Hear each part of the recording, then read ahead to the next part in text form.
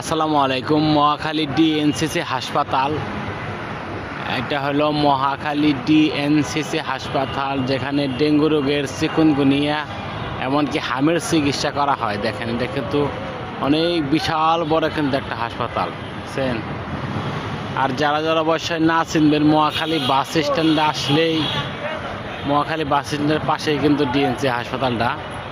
দেখেন, এই দেখেন, এটা কিন্তু একসময় করোনা ভাইরাসের জন্য হাসপাতাল ছিল। এখন কিন্তু প্রচুর রোগী, বর্তমান এখানে কিন্তু প্রচুর রোগী, বুঝছেন। এই যেটা হলো জরুরি বিভাগ, যেটা আছে এটা বহিরা বিভাগ। আর আমার এই সেটা হলো মহাখালী বাস স্ট্যান্ড, এটা হলো মহাখালী বাস স্ট্যান্ড। এই পাশে কিন্তু মহাখালী বাস স্ট্যান্ড।